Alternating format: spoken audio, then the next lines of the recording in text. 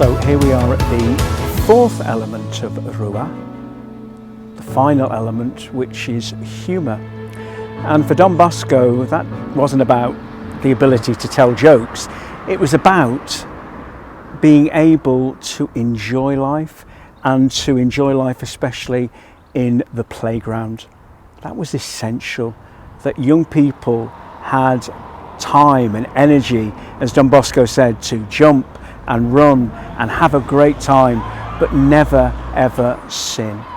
And so for us in Salesian education, whatever the setting, whether it be a school, whether it be an oratory, whether it be a youth centre, whether it be a parish, there must be an element of fun, there must be an element of humour, so that young people can grow up in a rounded and full way.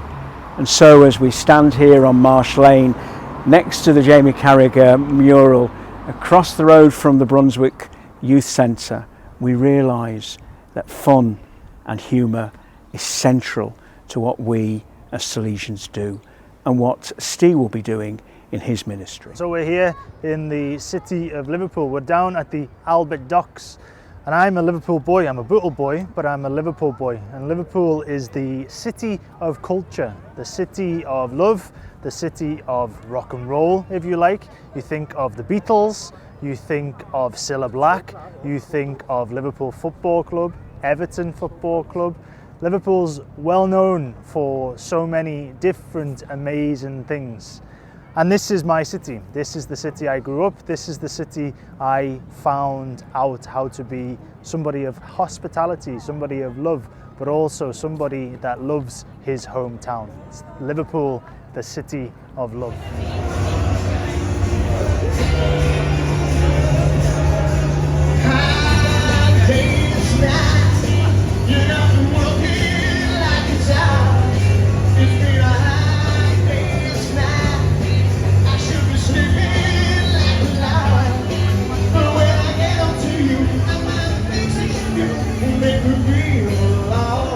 We've come down to Crosby Beach, and Crosby Beach is where I used to come as a child with my friends, with my cousins, and we would play. We would play, just like Don Bosco wanted his young people to play. We would play. We would play in the sand, we would play in the sea. It was a great place for us just to relax, particularly as I got older after exams, coming down here to walk along the beach, walk down to the sea. And as a youngster as well, we would gather here as friends, we would gather here on summer camps, and we'd just have fun. That was the beauty of coming down to Crosby Beach. You could forget what was happening, forget everything else, and just enjoy the beauty of the beach, the beauty of the boats coming in, and forget what life was offering you and just enjoy yourself, really. So Bootle is a beautiful town to live in, and I've grown up here all my life. But someone famous, more famous than me, grew up here and is a dedicated member of the Bootle community, and that is Jamie Carragher. And you can see the catchphrase there, give kids a chance. So Salesian, as a past pupil of our Salesian school, a past parishioner of our parish church, but he still in his heart has that Salesian root. He has that Don Bosco message that he wants to share with young people. He wants to give the kids on the streets, the kids of Bootle, a chance to get to Istanbul, get to America, or get to wherever they want to be in their lives. Jamie's a great fan of our Salesian family, and he's a great person to be inspired by the Salesian community. So we're standing here at the Brunswick Youth and Community Centre. To me, it's the Brunny. This is where I came as a kid. I came to play in the youth club. We played pool, different sports. I'm not a sportsman. I didn't really go into the gym, but I was here. I did different computer stuff, and I went on a lot of different residentials. So not just church, but also my local community. I found a lot of inspiration from people like Keith Lloyd and his mum, Kathy Lloyd, who was also a dinner lady in my primary school. So great inspiration from great people, and this place being a great place for me where I grew up in my playground. This is my playground, the Brunny. So here I am in the beautiful garden of St James's Beacon, where, if you remember, David, when you were younger, we had many fun times. Yes. Marquees were in here, we used to have playgrounds, football matches, all kinds of things. So it was a really, really good time. So we've got David, we've got Sam. You're both members of the FMA organisation, VDES. Perhaps, you could just give us a quick explanation about VDES and how you met Steve through VDES. Yeah, absolutely. VDES UK is an organisation that is run with and for young people around the world. Initially it was started to promote the education of young women, but now we focus a lot more on human rights in general, the right of education for all, the right of freedom of expression, freedom of speech, and our projects that we run with young people are like a summer scheme, play scheme element, and we focus a lot on human rights education with teenagers aged 13 to 16 and do a lot more play school type stuff with young people aged 8 and upwards. And we've got a project that takes place in Wales at the moment annually called VDES Anima. Excellent. Now David, when you were here as a youngster in the parish with Steve, you were part of a VDES project that we had actually in the parish. We had an awful lot of fun, a lot of games, a lot of humour because of what you were trying to do. Yeah, so I and I suppose Steve as well, we both kind of met VDES through when they were here running one of those kind of summer schemes that Sam just spoken about. So I was around 10, so Steve would have been around 12 or 13. And that was really for us a really simple introduction to that idea of that element of fun, and then kind of from there we've been able to delve a little bit deeper. Lots of the trips and things that happen on those camps are again about exploring those different challenges that people face, but also about just kind of having that like team building fun together as well. And one of the nice things I think about this parish in particular is that although the VDES team has gone, the actual work of fun and play, especially during the summer break, continues through people like your mum and your dad. Yeah. They're continuing that work through the Youth Active Week that they have here.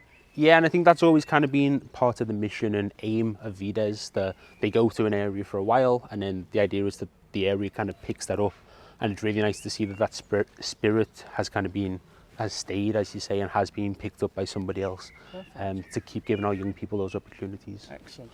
Now, David, you've known Steve a long time. Yes, since your school days. What kind of memories do you have of him at school, at primary school, at secondary school? I think, although I've known Steve for a long time, we were kind of separate in age, so he's a couple of years older than I am. I think some of the memories of him are quite of a cheeky chappy, but definitely somebody I think who within that sort of knew himself quite well and sort of was very well respected by everybody. I was kind of trying to think back of when I first really remember being around Steve, and it was actually when he was an altar server here at St James, and at the end of Mass I was still a little bit too young, so I'd just run in and annoy them all, and I think Steve's kind of lasting memory of that was, please go away and come back when you're 2 years older. So like, again, maybe that cheeky chappy idea is sort of where I sit. I think that carries on as well. So by the time I joined VDES, Steve was already off starting his adventure to become Brother Steve. But the name was spoken of very fondly.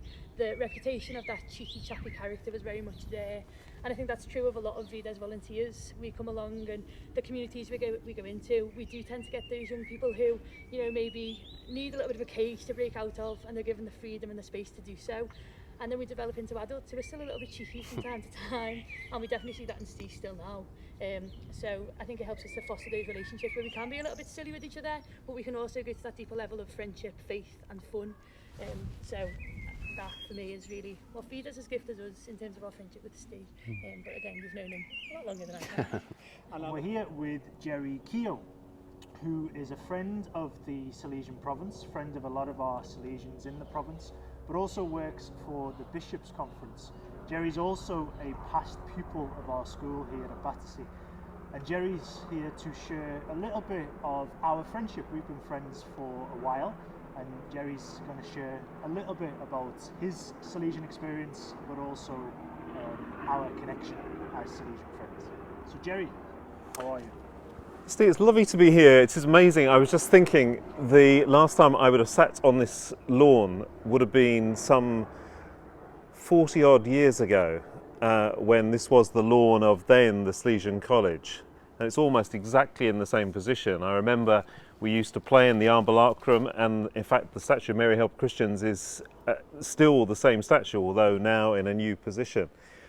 And I was just thinking, as we were chatting before this, how inspirational the young brothers were in that era. And I remember particularly, and I think many people will have talked about Brother Joseph, who was not young, in fact was very elderly then, and whose presence around the college was absolutely inspirational. It was very quiet, very unassuming, very kindly. Presence in the chapel, which would have just been slightly over to the left of us now. And I remember thinking what a powerful role model this was, that presence with those young people. And it is amazing now, 40 odd years later, to be in the presence of a young Salesian brother, soon to be father, who I too have to say, although I suspect your humility will not like hearing, that how inspirational you too have been, in that you have brought through the various projects that I've been involved with, the work with the relics of Don Bosco 10 or so years ago, the work building up to and following on from the bicentenary of Don Bosco, how you have brought to that a new energy and enthusiasm, and something that I saw all of those years ago in those very faithful Salesians, and how you are now capturing that spirit and bringing that on into a new era and a new age. And particularly as those Salesians that I would count as good friends now are all, like I, getting older and tireder. But to see someone bringing energy, passion for those same Salesian values that have inspired so many people is absolutely inspirational. And I think as you prepare for ordination, that is such a gift to the province and also to the church more widely. And through the work that I do for the Bishops' Conference, seeing the church across England and Wales, there is such a desperate need for people who are prepared to make the commitments, who live normal lives, but normal lives that are deeply holy and spiritual, and who, through their own commitment, will inspire others. And I think you will. I have no doubt. And I suppose sitting on this beautiful summer's afternoon next to the statue of Mary Help of Christians, having just celebrated her feast, is really inspirational. And I wish you the very, very best as the ordination approaches. Thank you.